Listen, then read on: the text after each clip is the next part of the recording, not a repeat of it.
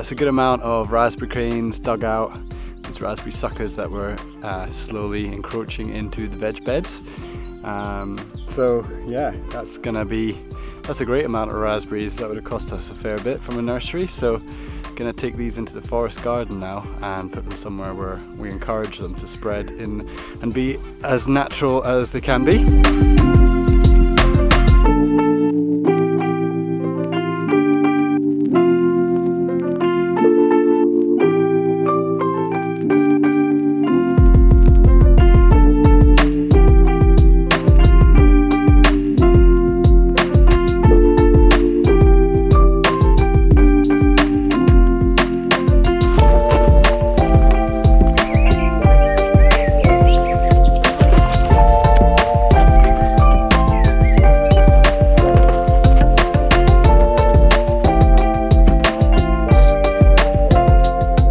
Got quite a lot of raspberries growing wild around the farm and in this area that we class as our forest garden, an orchard that's designed to mimic the natural function and architecture of a forest.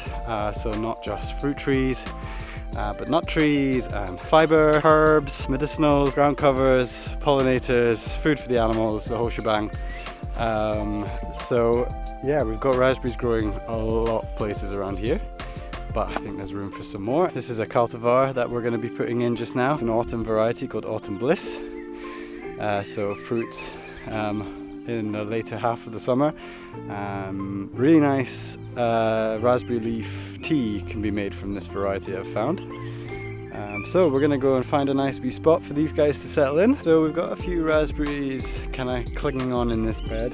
I planted these raspberries here a few years ago and they've never done very well.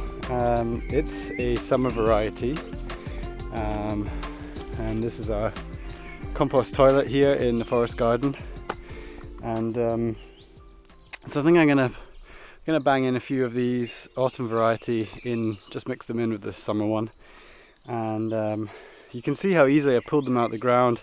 Been quite rough with them, just yanked them out the soil, bare roots, so it's important that we get them in the soil quite quickly. That's how they're looking just now. So bare roots and then little raspberry leaf shoots, or even bigger ones going into the canes, which I should have really chopped down. Being an autumn variety, you meant to cut them down to ground level at the end of the fruiting season or at the end of the year.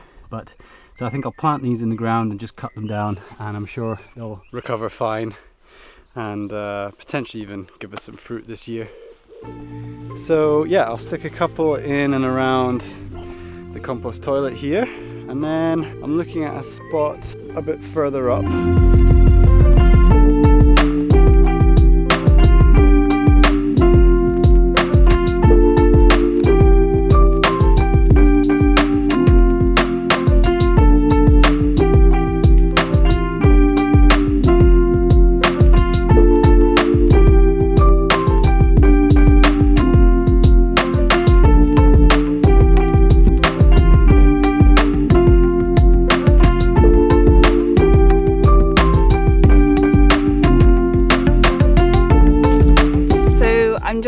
Digging out some oregano and some thyme from further down here in a kind of makeshift nursery we had to basically throw some tree cuttings and herbs somewhere when we didn't have another place to put them. Just making a bed at the bottom of plot 1, which will be a designated space for some of the perennial herbs that we sometimes put in the box.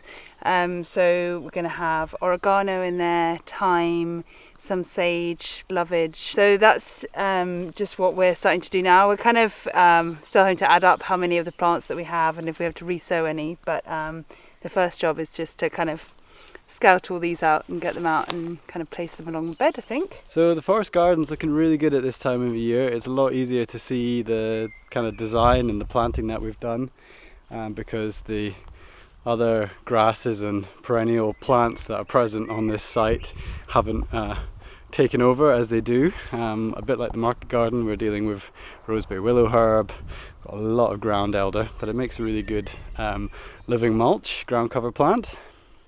Rosa likes to eat it. I'm not 100% sold on it. For instance, behind me here we've got a plum. I need to prune that. I'm waiting until another month or so before I prune any of the plum varieties we've got, so that's damsons as well.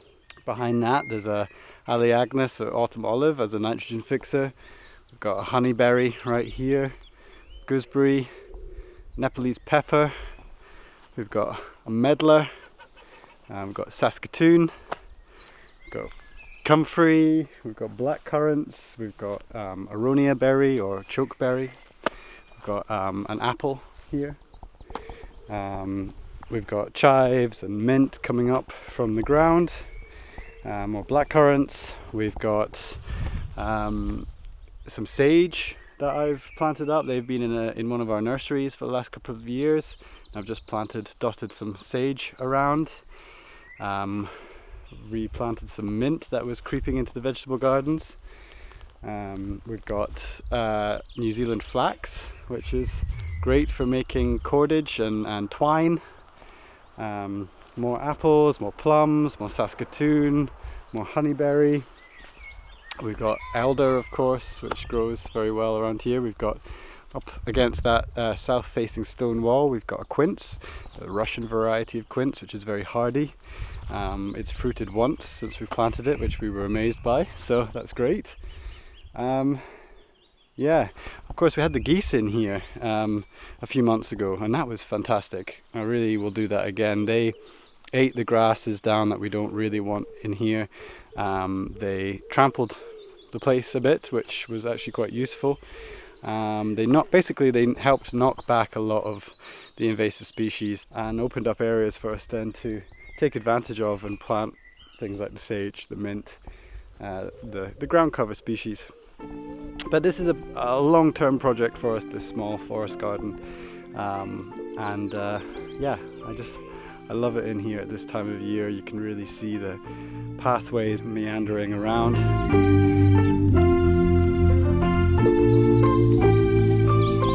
We've got a pond.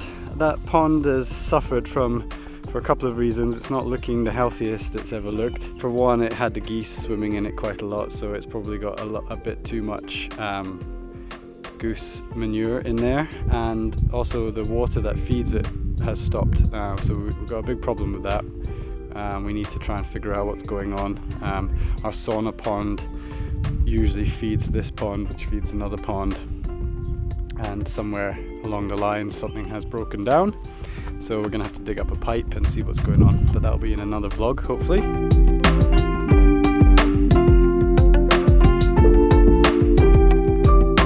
Right, that's some raspberries put in this area of the forest garden.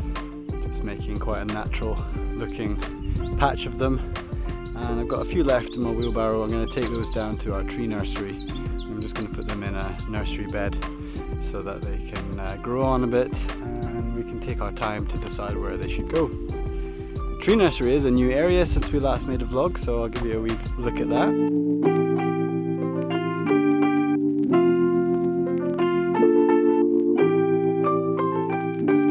So a lot of the design work that we want to do on this farm involves planting trees and shrubs and herbs.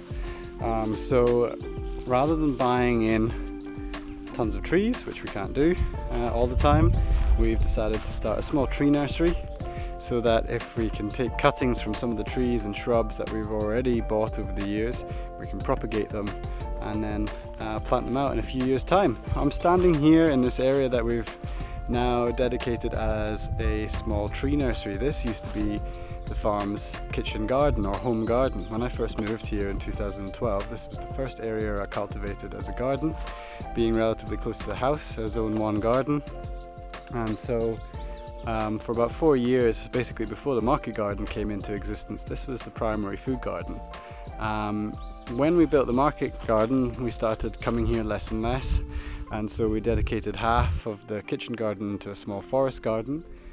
The structure behind at the top there is an old duck run. We used to keep the ducks in here. So we've got a small forest garden here, and actually a lot of the cuttings that are now propagated in the tree nursery came from this small forest garden. It's quite a useful element to have next to this tree nursery.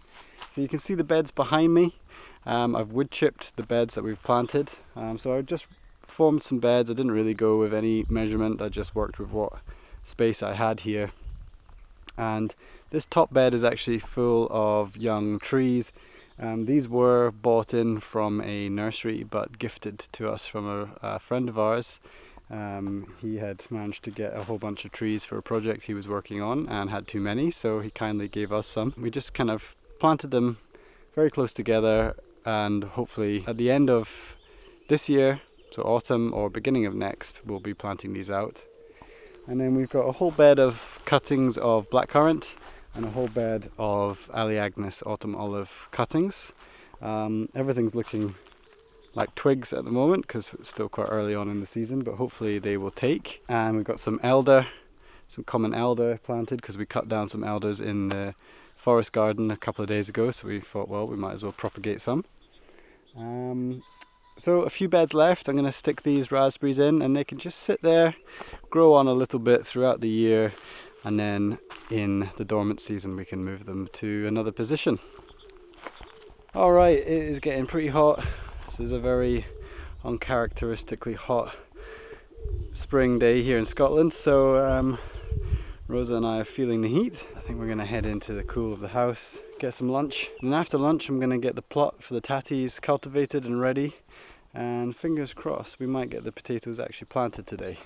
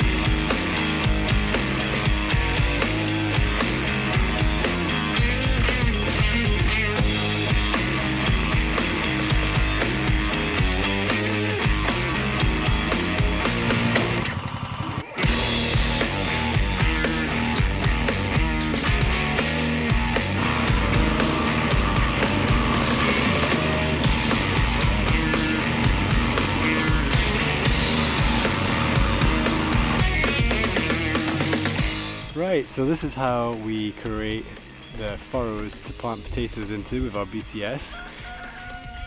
I've been using this method for a couple of years, and it basically gets us 5 rows of potatoes in a plot in our garden. And it might look like a bit of a waste of space, but I'm leaving enough room between the trenches to be able to get the tractor down in a few months' time to cultivate the soil, either to weed or to hill up the potatoes. So I did a couple of passes with the guide wheel still on the plough, but it wasn't allowing the plough to go deep enough into the soil. The great thing about using the guide wheel is it means you get a bit of a straighter line. So I took the guide wheel off the third pass and created a much deeper furrow, which is great. We'll be able to throw the potatoes into that and then just use a spade or something to backfill the soil to cover the tatties. So at this spacing, it means I create a furrow and then I leave a space for the tractor to go down, because using the rotary plough, the way it works is that this corkscrew plough digs into the soil and it throws soil out to the right hand side every time. So it means that when it comes to hilling up the potatoes, I've got enough room between the rows of potatoes to get the BCS and rotary plough down the rows, and it digs the pathways as such between the tatty rows. It digs up the soil, throws it to the right hand side, so earths up the potato, and then I just come around the other side of that row and repeat, and I get to earth up the potatoes very quickly. Now that I've got the guide wheel off, I'll have to go over those 2 furrows. 1, 2, 3. Those first 2 aren't really deep enough, so I'll have to go over those. And we should be getting 2 more rows in this section here. So it's great, rotary plough, very handy attachment for the BCS. Can dig ditches, bury pipe, and of course use it as a plough, which is what we've done to create some of our veg beds in the first instance. So yeah, good tool. That's us done. Could be straighter, but there you go. Basically that's ready to chuck the tatties into now. I don't think I'm going to do that today though. We had a bit of a longer lunch break than we thought we were going to have. It's very, very warm, and being northerners, we're not used to that, so we might I might leave this off for a fresh start tomorrow. But these bloody cockerels. But I do have some time to go and sow some carrots, get our first round of carrots in the ground. So I'm going to go and find the right seed, get the Jang seeder, and bang in some rows of carrots.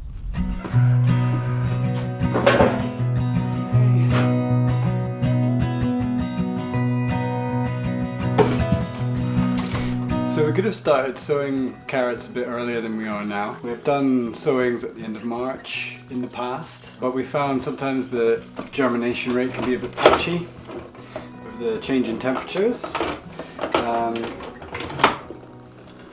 So we've held off until around now to do our first sowing outdoors, and we're going to sow 2 beds just now.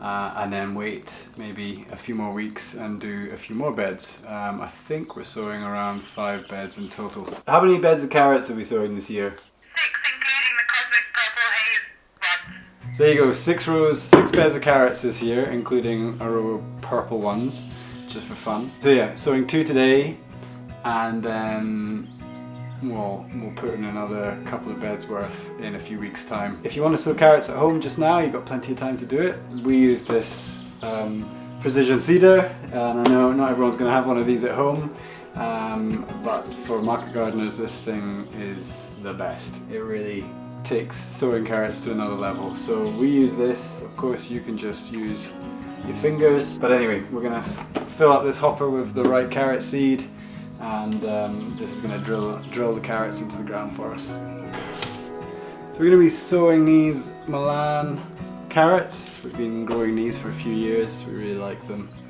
They're very sweet. I'm going to be sowing 7 rows in one of the 75 centimeter wide beds, and they're going to grow on to be the first ones we harvest, kind of baby size and up. And then the second bed I'm going to sow today, we'll sow them about 5 rows so that they've got some space to swell out a bit and get a bit bigger. So, no, I need to make sure I've got the right roller in. That's what we're going to do first. Inside the hopper, you can see that black disc. That's the seed roller. So that's a specially designed plastic disc that takes the seed, holds onto the seed, and then drops it out through this chute. And then the Jang does the rest of the work, burying the seed for you. So you've got to put the right roller in, and for the carrots we use the XY24, I think. XYY6. YYJ24. Yeah, so XY24, pretty certain this is the one. You can see. Can you see that? Focus on the carrot roller. That there is the XY24. There's little holes in it that pick up the carrot seed. So we're going to stick that in. Take out this one, which was probably a salad roller that we were using end of last season. So that roller comes out, carrot roller goes in. Now we're ready to put the seed in. I'm just going to put the whole packet in. Lid, which is great, keeps the seed safe. Means you can carry the thing around without worrying too much, or if it's raining. It just slots back in. Great, ready to go.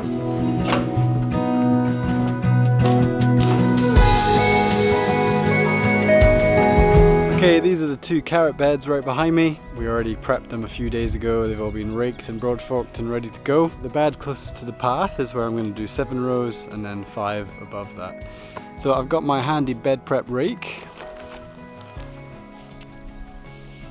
to mark rows with. So very simple, just put these pieces of old water pipe on the end of the tines, and that allows us to drag rows through the soil so that we've got a guide to follow with the seeder. Sometimes we don't do this, sometimes we just eyeball it, but today I'm going to make sure that we try and get those 7 rows in the right place. The soil's pretty dry. We're going through a really dry period at the moment. We haven't had rain in weeks.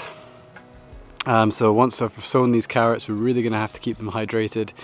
That's the big thing. If you want good germination with your carrots, keep them hydrated. I'm going to just try something, make it even easier to be able to see where these lines are. The soil is really dry. I'm going to give very quick water to one of the beds, which will change the colour of the soil. And then when I drag these tines through the soil, that will show the dry soil underneath. The theory is that we should be able to see the rows a lot easier. So I'm just going to give that a go.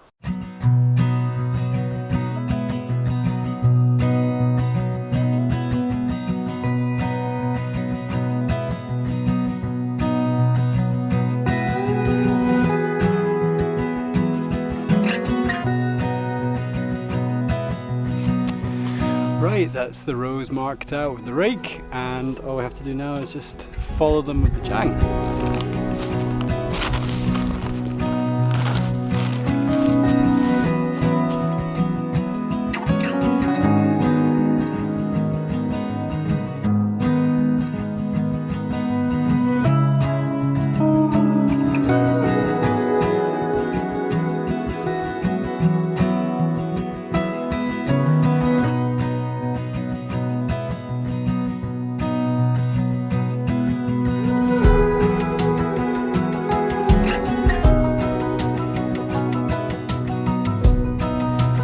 Took a bit longer than expected. Made a bit of a start of the season error.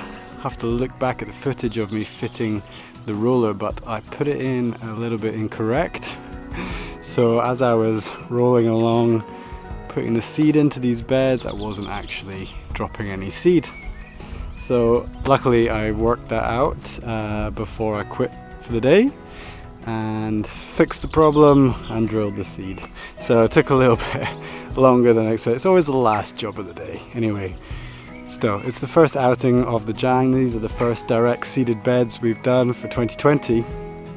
So, you know, it takes a wee while for me to remember my job. Anyway, looks nice, looks great. Seeds are in, 2 beds of carrots. Can't wait for them to grow. So, I think all that's left, give them a bit of a water in. Ideally, I'll cover them with a fleece, just to keep that moisture in and stop any wild birds and Morris the farm cat from scratching around in there. So yeah, I'll try and get a fleece on if I can find the time. Still got to get the eggs in from the hens, still got to water the tunnel, and then I gotta go and have a beer with Rosa. Oh, look at that cat, he's just taking the piss. Oh my god, I'm just not gonna look. I'm just not gonna look. Right. It's a beautiful evening, but I think it's 7 o'clock or sometime after 7, so definitely time to stop working. Rosa's just bringing the goats down from the north field where they've been grazing all day, and yeah, that's good. A lot achieved in various different forms by myself, Rosa and my mum. Scorching hot day. Let's go have a beer.